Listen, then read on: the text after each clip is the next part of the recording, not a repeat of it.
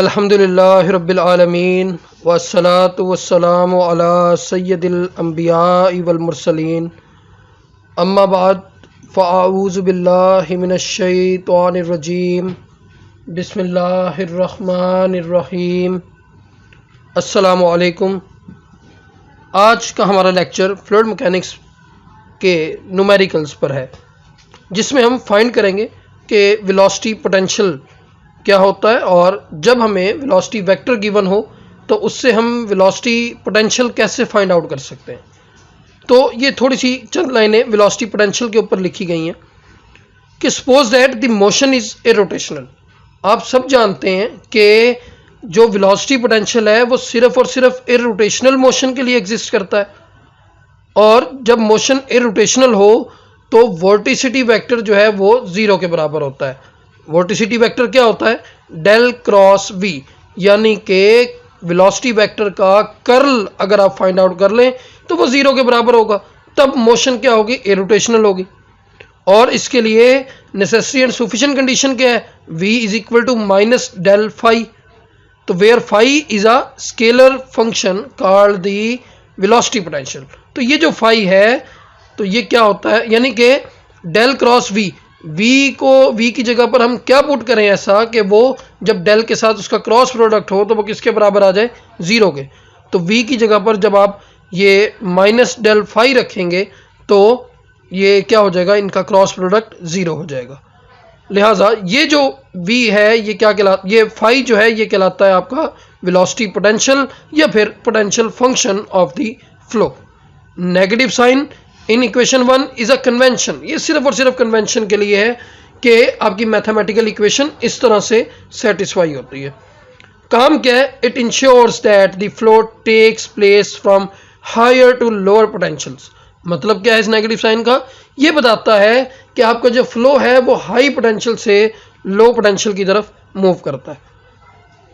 Velocity component in term of I आप ये भी टॉपिक से निकाल चुके हैं कि देखें यहाँ पर v इज इक्वल टू है माइनस डेल फाई। तो v वेलोसिटी वेक्टर है, इधर से ये डेल फाई वेलोसिटी वेक्टर है, डेल के ऊपर यहाँ पर वेक्टर का साइन है।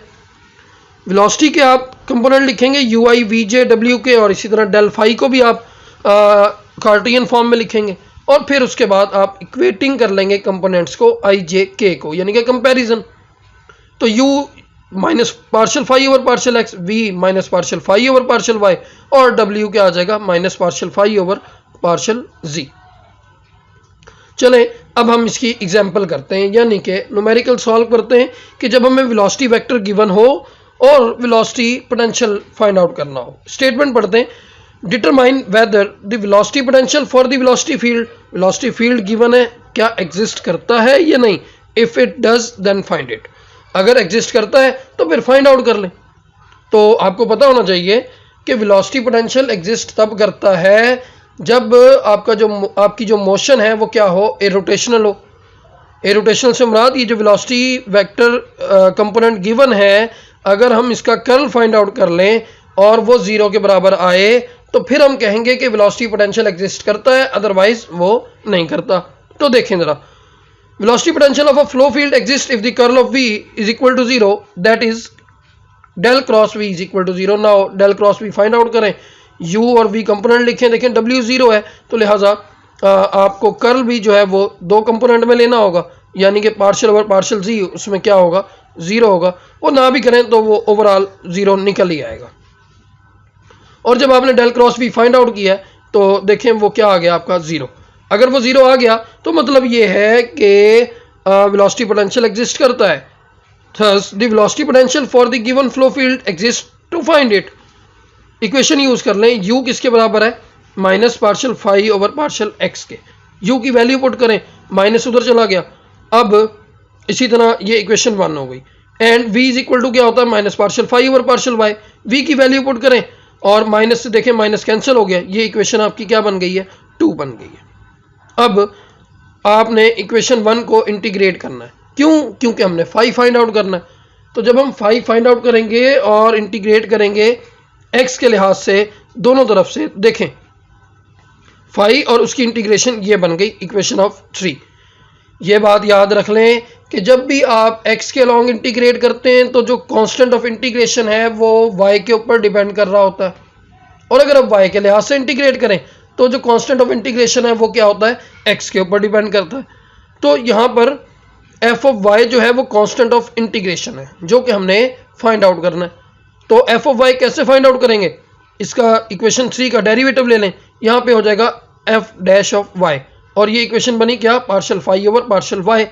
तो partial phi over partial y की एक इक्वेशन हमारे पास पीछे भी पड़ी है, ये इक्वेशन 2 में, इसकी वैल्यू उठा के इधर पुट करें partial phi over partial y की जगह पर, यहाँ पर ये वैल्यू आ गई। और देखें जब यहाँ पे आएगी ये दोनों तरफ 2axy बनेगा, ये कैंसिल आउट हो जाएगा, कैंसिल आउट होगा तो f डैश ऑफ y किसके बराबर आ गया, 0 के बराबर।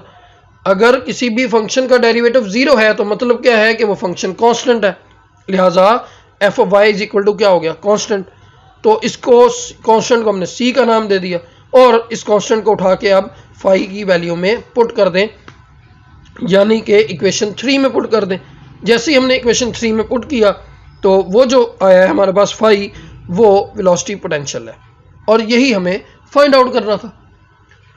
आप चाहें तो सेकंड इक्वेशन से भी फाइंड आउट कर सकते हैं, मतलब जैसे हमने इसको इक्वेशन 1 को इंटीग्रेट किया x के लिहाज से, आप इक्वेशन 1 को ना करें, इक्वेशन 2 को इंटीग्रेट कर लें y के लिहाज से, तो वहाँ पर जो कांस्टेंट है वो x के ऊपर डिपेंड करता होगा। फिर आप उसका जो एक इक्वेशन बनेगी उसका x के लिहाज से डेरिवेटिव ले लें, डेरिवेटिव लेके partial phi over partial x की वैल्यू पुट कर दें।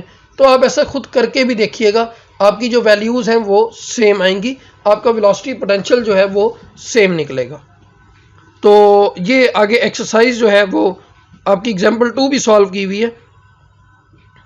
एग्जांपल 2 भी देख लें कि the velocity potential for a certain 3 dimensional incompressible fluid flow is given by this. Phi given है और इस फाई से आपको वेलोसिटी कंपोनेंट निकालने हैं। वो कैसे निकालेंगे कि देखिए, आप जानते हैं u इज इक्वल टू क्या होता है, minus partial phi over partial x। तो फाई की वैल्यू पुट करें और उसका डेरिवेटिव लें तो u आ जाएगा। सिमिलरली v भी निकाल लेंगे और आप w भी बआसानी निकाल सकते हैं। कैसे, फाई की वैल्यू पुट करें, उसका डेरिवेटिव z के लिहाज से ले लें तो वो w की वैल्यू आ जाएगी। और equation a b and c are required velocity component, ये वेलोसिटी कंपोनेंट्स होते हैं। सिमिलरली एग्जाम्पल 3 देखें कि शो दैट फाई एक गिवन है is a possible velocity potential for a 3 dimensional incompressible irrotational flow field. कि जो फाई गिवन है ये वाकई किसी भी फ्लो को रिप्रेजेंट कर भी रहा है या नहीं कर रहा, क्या वाकई ये एग्जिस्ट करता भी है या नहीं करता, ये चेक करना है इसमें हमने। तो ये इसके लिए हमें क्या काम करना है, इसके लिए हमें लैप्लास इक्वेशन को सेटिस्फाई करवाना है। देखें, the given velocity potential represents a 3 dimensional incompressible irrotational flow field if it satisfies the Laplace equation. Laplace equation क्या होती है, del square phi is equal to 0। तो डेल स्क्वायर है यानी कि डबल डेरिवेटिव्स लेने हैं आपने, partial square phi over partial x का square plus partial square phi over partial y का square plus partial square phi over partial z का स्क्वायर। यानी कि आप पहले फाई का एक्स पे डेरिवेटिव लें, वाई पे लें, जेड पे लें, फिर दोबारा डिफ्रेंशिएट करें, वैल्यूज़ निकालें, पुट करें। अगर वो सारी कट के 0 हो जाती हैं तो ये पॉसिबल वेलोसिटी पोटेंशियल होगा, अदरवाइज ये नहीं होगा। ये जो सफा यहाँ पे ख़राब हुआ है ये दरअसल पोटेंशियल इक्वी पोटेंशियल लाइंस हैं। तो इक्वी पोटेंशियल लाइंस क्या होती हैं, आप इसकी डेफिनेशन यहाँ से जो है वो लिखें, बल्कि ऐसा कर लें, ये मैं आपको लेक्चर के साथ भेज दूंगा, लेकिन अगर आपने डायरेक्ट देखें कि इक्वी पोटेंशियल लाइंस की इक्वेशन बनानी हो तो वो कैसे बनाएंगे, फाई को कांस्टेंट के बराबर रख लें। सिर्फ अगर आप फाई को कांस्टेंट के बराबर, जो फाई आपने निकाला है उसको किसी भी कांस्टेंट यानी कि सी के बराबर रख लें तो वो आपके पास इक्वी पोटेंशियल लाइंस होती हैं। और ये याद रख लें कि इक्वी पोटेंशियल लाइंस और स्ट्रीम लाइंस आपस में ऑर्थोगोनल होती हैं, यानी कि ये दोनों लाइंस 90 डिग्री पे कट करती हैं। होती ये भी उसी तरह की लाइंस हैं जैसे आपने स्ट्रीम लाइंस पढ़ी हैं। तो इक्वी पोटेंशियल लाइंस की इक्वेशन क्या है कि phi is equal to constant, simple याद रखें।